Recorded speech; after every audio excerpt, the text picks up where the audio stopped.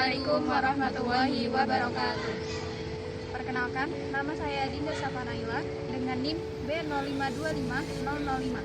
Saya Sakito Fatimah Zahra dengan NIM B0525017. Dan saya Maizi Nurul Janah dengan NIM B0525030. Di sini kami ingin mempresentasikan materi pengantar ilmu linguistik yang diampu oleh dosen Bapak Habibi Muhammad Lutfi MHum dengan tema Sejarah Peradaban Linguistik Barat, Islam, dan Indonesia. Yang pertama adalah linguistik tradisional, yaitu bentuk paling awal dari studi bahasa. Pendekatan ini masih bersifat normatif dan berbasis logika filsafat, bukan dari penelitian nyata. Fokusnya lebih ke tata bahasa tertulis seperti bahasa Yunani dan Latin. Beberapa tokoh penting di masa ini antara lain Pythagoras yang mengembangkan seni berbicara atau retorika dan membagi ucapan manusia ke dalam 7 jenis seperti perintah, pertanyaan, dan doa. Yang kedua, Socrates membahas asal-usul bahasa, apakah muncul secara alami atau karena kesepakatan manusia. Kemudian yang ketiga adalah Plato yang menganggap bahasa sebagai cerminan pikiran manusia. Yang keempat, Aristoteles yang menjelaskan bahwa bahasa punya struktur logis, seperti hubungan antara subjek, predikat, dan objek. Lalu ada madhab Stoik yang melihat bahasa sebagai sistem tanda dan makna yang logis. Jadi, di masa tradisional ini, bahasa dipelajari lewat filsafat dan logika, belum lewat penelitian ilmiah. Selanjutnya, era modern, yaitu memasuki abad ke-19 hingga pertengahan abad ke-20, linguistik berkembang menjadi ilmu yang ilmiah dan sistematis.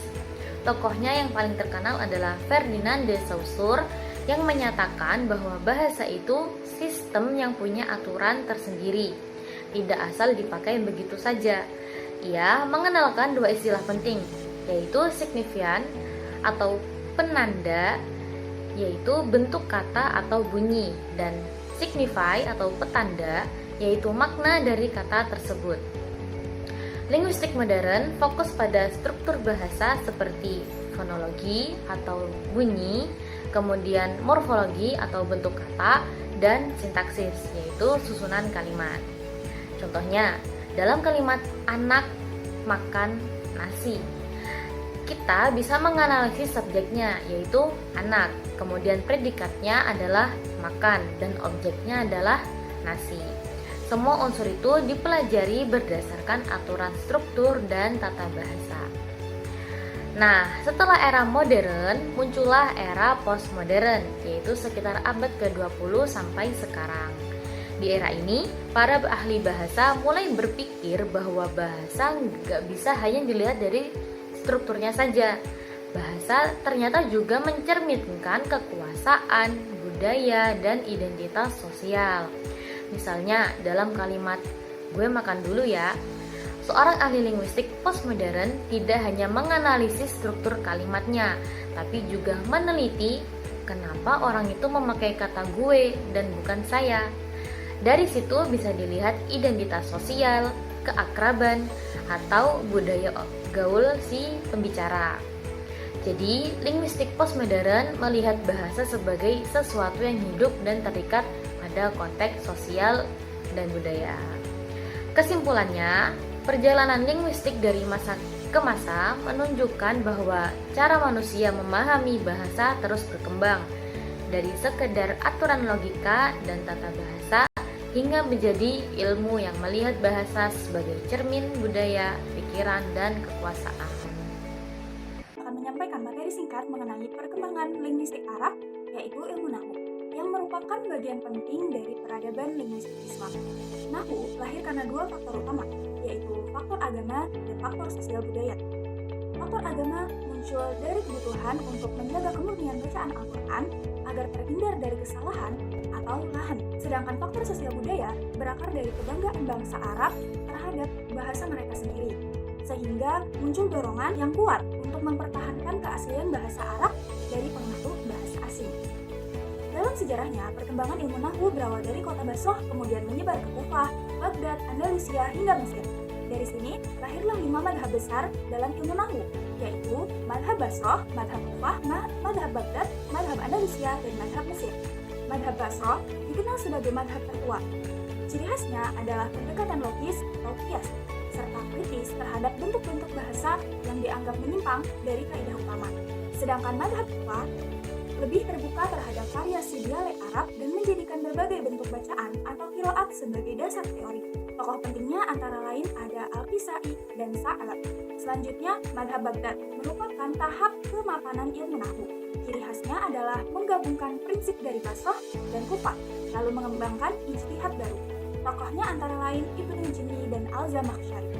Adapun madhab Andalusia berkembang dengan memadukan 3 madhab sebelumnya dan menghasilkan kaidah baru hasil ijtihad para ulama lokal seperti Ibnu Malik dan Ibnu Mada. Terakhir, madhab Mesir menjadi tempat pertemuan 2 arus besar, madhab Basroh dan Kufah, dengan tokoh penting seperti Al-Walad bin Muhammad dan Abu Hasan Al-A'azi.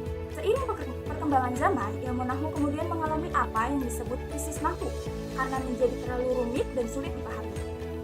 Akibatnya, para linguis modern seperti Ibrahim Mustafa, Abbas Hasan, dan Tamam Hasan mencoba memperbaruinya menjadi nahwu modern. Nahwu modern kemudian dikembangkan melalui beberapa model, di antaranya yang pertama, model madrasi, yang masih berpijak pada kaidah klasik untuk pembelajaran bahasa Arab. Yang kedua, model Zahiriyah, dengan pendekatan empiris melalui metode simai atau pengamatan langsung terhadap bahasa. Yang ketiga, model Tajdidiyah, yang berorientasi pada fungsi dan penerapan bahasa agar lebih mudah dipahami. Selanjutnya, saya akan menyampaikan tentang sejarah peradaban linguistik di Indonesia, yang dimana ternyata merupakan hasil pertemuan 3 tradisi besar dunia, Arab, Barat, dan India. Yang pertama yaitu dari tradisi Arab. Kajian linguistik berkembang di dunia Islam lewat tokoh seperti Abu Aswad Ad-Du'ali dan Sibawayh.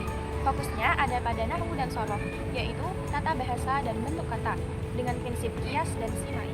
Tradisi ini masuk ke Indonesia melalui pesantren dan menjadi dasar dalam studi tata bahasa keagamaan. Yang kedua yaitu tradisi Barat. Akar linguistik Barat berasal dari Yunani dan Romawi, yang kemudian berkembang menjadi kajian ilmiah modern seperti strukturalisme pada tahun 1950-an. Fokusnya adalah struktur bahasa, meliputi fonologi, morfologi, dan sintaksis. Tradisi ini masuk ke Indonesia melalui dunia akademik dan perguruan tinggi. Ketiga, tradisi India, yang berawal dari tata bahasa Sanskerta. Tokoh pentingnya adalah Panini, yang hidup pada abad ke-4 sebelum Masehi. Ia menyusun tata bahasa yang sangat rinci dan sistematis. Pengaruhnya masuk ke Jawa sekitar tahun 700 Masehi dan menjadi dasar bagi studi bahasa-bahasa kuno Nusantara. Jadi, bisa kita simpulkan bahwa linguistik Indonesia saat ini merupakan perpaduan dinamis dari 3 tradisi besar dunia, Arab yang religius dan tradisional, India yang historis dan sistematis, serta Barat yang ilmiah dan modern. Itulah gambaran singkat tentang asal-usul linguistik Indonesia. Ilmu bahasa kita ternyata sangat kaya dan berakar dari berbagai peradaban besar dunia. Demikian materi yang dapat kami sampaikan, kurang lebihnya mohon maaf. Terima kasih. Wassalamualaikum